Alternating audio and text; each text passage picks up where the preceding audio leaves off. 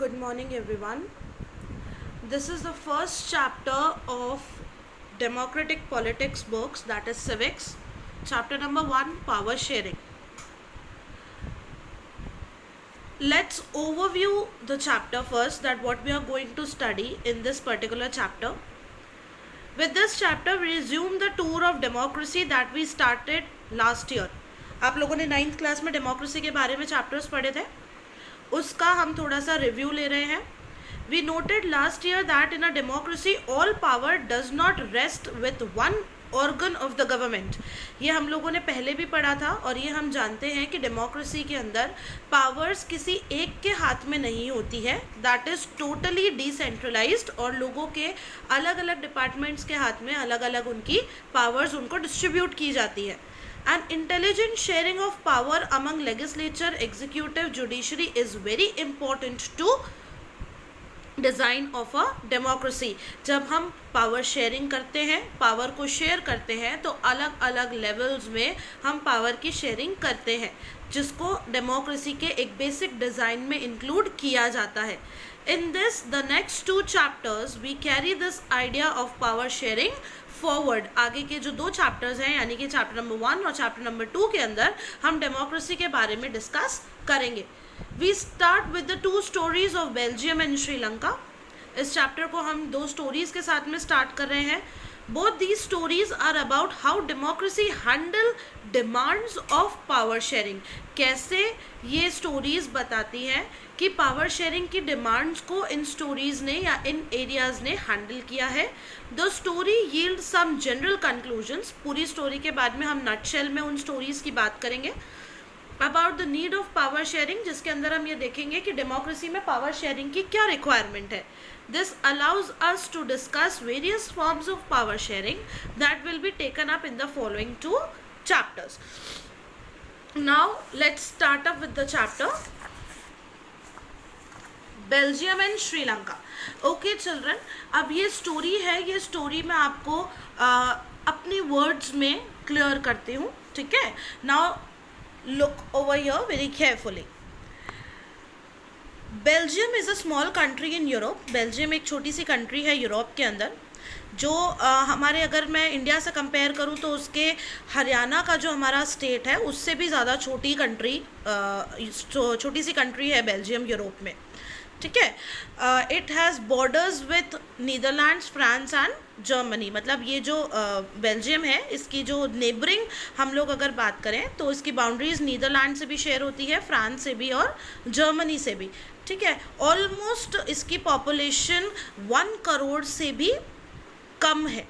All right, 1 crore से भी कम इसकी पॉपुलेशन है. Now there is a rough map और a graph I have given over here. इसके अंदर ये बेल्जियम का एक छोटा सा मैप है, जिसके अंदर आपकी कैपिटल, बेल्जियम की जो कैपिटल है that is Brussels. Okay, now we will see the ethnic composition of Belgium. Ethnic composition मतलब कि कितने टाइप के या रिलीजन के पीपल वहाँ पे रहते हैं. Okay, and how many type of people are sharing that particular land. तो बेल्जियम में 59% रहते हैं डच स्पीकिंग पीपल. ओके, और ये जो डच स्पीकिंग पीपल है ये बेल्जियम के नॉर्थ पोर्शन में रहते हैं, नॉर्थ पार्ट में, जिसको हम लोग फ्लेमिश रीजन बोलते हैं. ओके, जो सेकेंड 40% पीपल है they are French speaking people, जो इस बेल्जियम के साउथ पोर्शन में रहते हैं, साउथ पार्ट में, और इसको बेल्जियम के अंदर वेलोनिया रीजन के नाम से जाना जाता है. ओके, एंड 1% यानी कि रिमेनिंग जो पीपल हैं वो जर्मन स्पीकिंग पीपल हैं. तो 3 टाइप के पीपल बेल्जियम के अंदर रह रहे हैं. लेकिन when we talk about Brussels, Brussels जो है कैपिटल है बेल्जियम की, और इसके अंदर जो एथनिक कॉम्पोजिशन है उसके according 80% people are French speaking people and 20% people are Dutch speaking people. Okay, तो अब हम इससे ये देख सकते हैं कि मेजॉरिटी, यानी कि अगर मैं काउंट में कैलकुलेट करूं तो ज़्यादा नंबर्स होना चाहिए मेजॉरिटी का डच स्पीकिंग पीपल का. ओके, डच स्पीकिंग पीपल का होना चाहिए. लेकिन क्योंकि यहाँ की कैपिटल के अंदर फ्रेंच की क्वांटिटी ज़्यादा है, फ्रेंच स्पीकिंग पीपल की, तो इन लोगों ने क्या किया, कि पूरी चीज़ों को, मतलब इन लोगों ने जितने भी रूल्स रेगुलेशंस बनाए वो सारे इन लोगों ने फ्रेंच कम्युनिटी के अकॉर्डिंग बना दिए। ठीक है, अगर मैं इसकी पूरे शॉर्ट फॉर्म में बात करूं तो उसके अंदर what is the problem, main problem क्या थी कि बिकॉज कैपिटल ब्रूसल्स के अंदर फ्रेंच स्पीकिंग पीपल ज़्यादा थे, इस वजह से French were rich in that community, French के पास में पैसा ज़्यादा था डच कम्युनिटी के कंपैरिजन में। ठीक है, तो इसीलिए उन लोगों को ज़्यादा इम्पोर्टेंस दी जाती थी। Okay, but the number of Dutch were in majority, quantity में डच ज़्यादा थे, लेकिन अगर पैसे की बात की जाए तो पैसे के अकॉर्डिंग फ्रेंच पीपल, वहाँ पे फ्रेंच स्पीकिंग पीपल ज़्यादा हुआ करते थे। ठीक है, सो ऑब्वियसली जब डच और फ्रेंच दोनों ही अपनी अपनी लेवल पे एक नंबर में ज़्यादा है और एक अपने रिच प्रोपोर्शन में ज़्यादा है, मनी लेवल पे ज़्यादा है, तो डेफिनेटली इन दोनों के बीच में कॉन्फ्लिक्ट्स तो होंगे ही होंगे। So what were the reasons of tension in Belgium, Belgium में प्रॉब्लम क्या हुई? What was the problem? First, that French community was relatively rich and powerful in then Dutch community. जो फ्रेंच की कम्युनिटी थी वो डच की community से rich थी प्लस पावरफुल थी, पैसा भी ज़्यादा था, और जिसके पास पैसा होता है उसके पास पावर भी बहुत ज़्यादा होती है, ये बात हमें भी पता है। Next, Dutch was in majority in the whole country, पूरे बेल्जियम में डच भले ही मेजॉरिटी में थे लेकिन they were in minority in the capital, लेकिन जो इस बेल्जियम की कैपिटल थी ब्रूसल्स, उस ब्रूसल्स के अंदर डच की क्वांटिटी माइनॉरिटी में थी क्योंकि 80% वहाँ पे फ्रेंच स्पीकिंग पीपल रहा करते थे। Because of regional and cultural differences, they have to amend their constitution 4 times. अब जब इतना प्रॉब्लम इनके रीजनल और कल्चरल में इतना डिफरेंस था, इतनी ज़्यादा प्रॉब्लम्स थी, तो इन लोगों के पास में कोई एक पक्का पर्टिकुलर कॉन्स्टिट्यूशन ये लोग फ्रेम नहीं कर पा रहे थे। इस वजह से इन लोगों को अपने कॉन्स्टिट्यूशन में बार बार अमेंडमेंट्स या चेंजेस करने पड़ रहे थे। बार बार अमेंडमेंट्स और चेंजेस करने के बाद भी कम से कम 4 बार इन्होंने अपने कॉन्स्टिट्यूशन को चेंज किया है। लास्ट में जो इन्होंने स्टेप लिया, अपने कॉन्स्टिट्यूशन को प्रिस्क्राइब किया, बनाया, उसके according what they have taken the steps, उन्होंने ये लिया कि constitution prescribe that Dutch and French speaking minister shall be equal in the central government. उन्होंने ये बोला कि एक काम करते हैं, इस प्रॉब्लम को सॉर्ट आउट करते हैं। तो उस प्रॉब्लम को सॉर्ट करने के लिए उन्होंने 2 टाइप की कम्युनिटीज़ को, यानी कि जो ये डच थी और फ्रेंच स्पीकिंग जो पीपल थे, इनके मिनिस्टर्स को सेलेक्ट किया और इक्वल नंबर्स में इनको सेंट्रल गवर्नमेंट में अलॉट कर दिया। ठीक है, special laws need support from both the groups.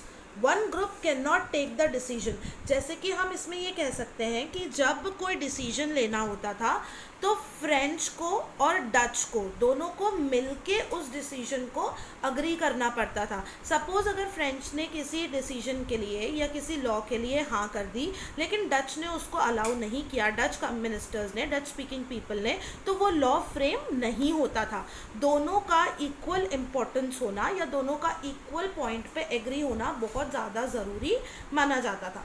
ठीक है, third step what they have taken, they have made state government were independent. उन्होंने जो स्टेट गवर्नमेंट बनाई, पर्टिकुलर हर स्टेट की जो उन्होंने गवर्नमेंट बनाई उसको इंडिपेंडेंट छोड़ दिया, यानी कि वो लोग अपने अकॉर्डिंग चेंजेस लॉज में फ़र्क कर सकते थे, जैसा उनको ठीक लगता है उस अकॉर्डिंग।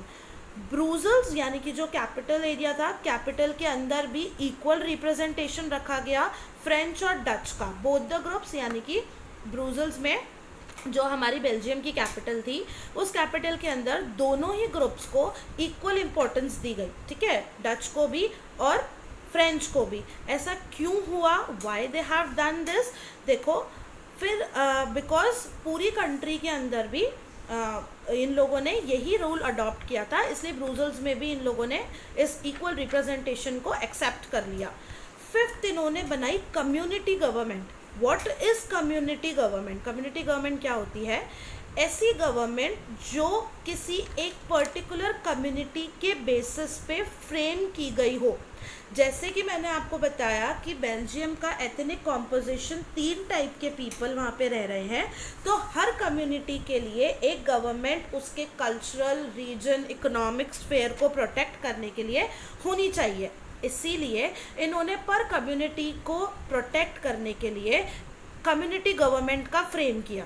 ठीक है, उसके अकॉर्डिंग फ्रेंच की कम्युनिटी का अलग गवर्नमेंट, जर्मन कम्युनिटी का अलग, डेंच का अलग, डच का अलग।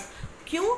दे make laws according to their culture, language and education. जो ये कम्युनिटी गवर्नमेंट थी, ये सारी कम्युनिटीज़ के कल्चर के अकॉर्डिंग, उनके लैंग्वेज के अकॉर्डिंग और उनकी जो बेसिक एजुकेशन है उसके अकॉर्डिंग लॉज को फ्रेम करती और बनाया करती थी।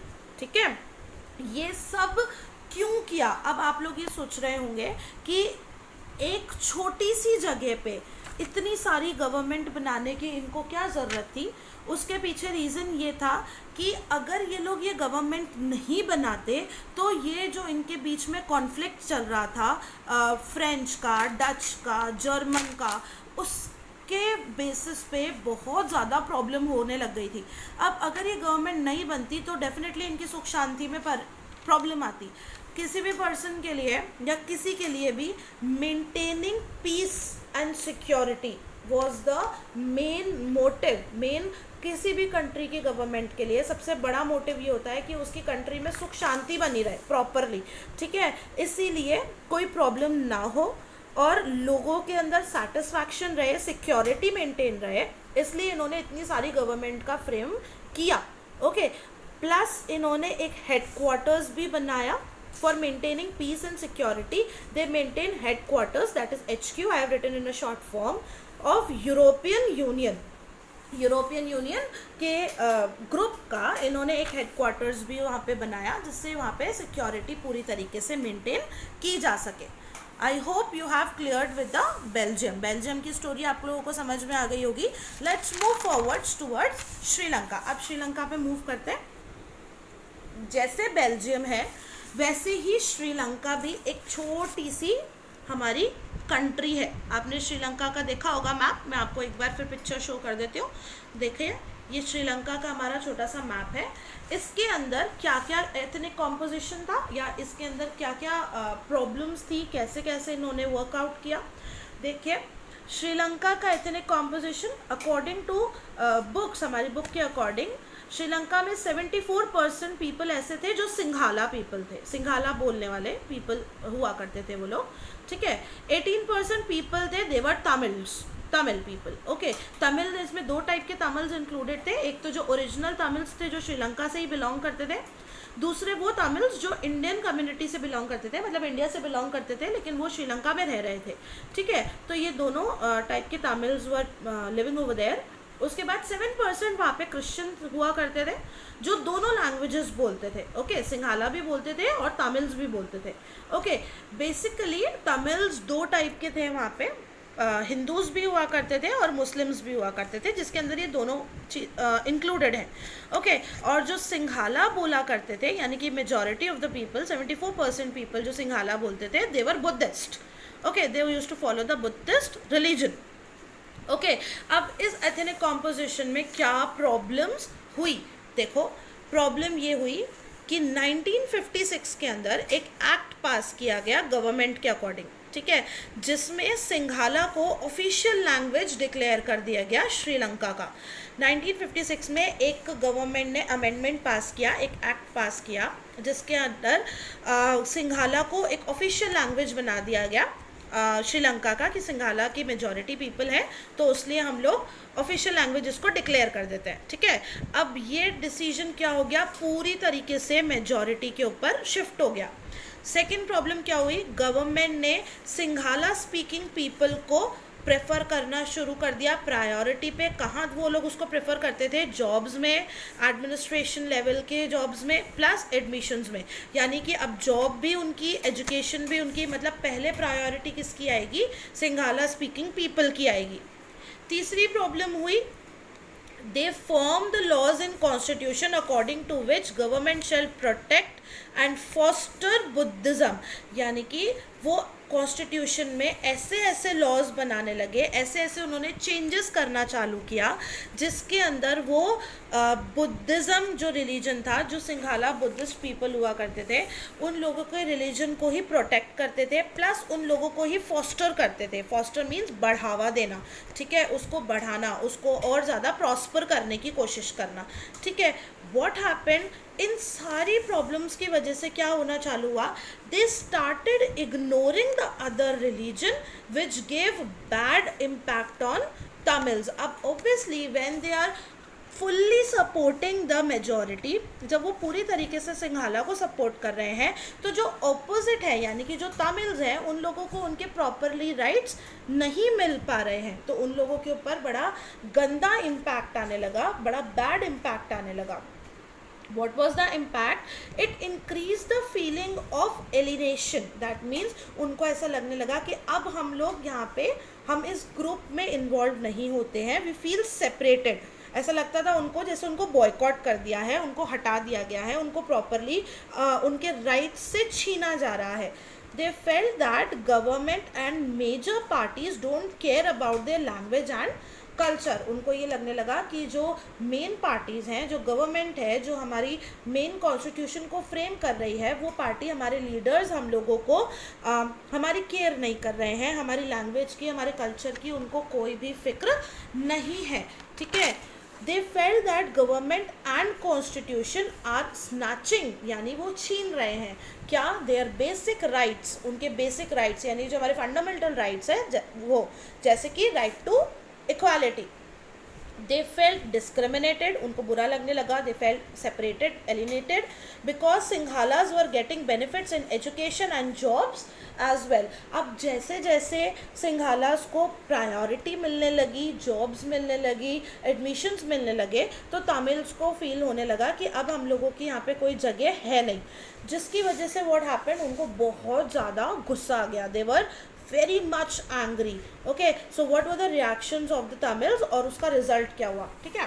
देखो, first Tamils launched strikes for equality in language and jobs plus education. उन्होंने क्या किया, स्ट्राइक करना चालू कर दिया, हड़ताल पे जाने लग गए। क्यों, वो क्या चाहते थे, वो ये चाहते थे कि जैसे आपने सिंघाला को ऑफिशियल लैंग्वेज डिक्लेयर किया है, वैसे ही आप हमारी लैंग्वेज को यानी कि तमिल लैंग्वेज को भी ऑफिशियल डिक्लेयर करो, मतलब उसको इक्वल इम्पोर्टेंस दो, इक्वालिटी दो उसको, ठीक है। हमें भी जॉब्स में प्रॉपर इक्वालिटी चाहिए, हमें भी एजुकेशन सिस्टम में प्रॉपर इक्वालिटी चाहिए। तमिल्स की ये डिमांड थी, ओके।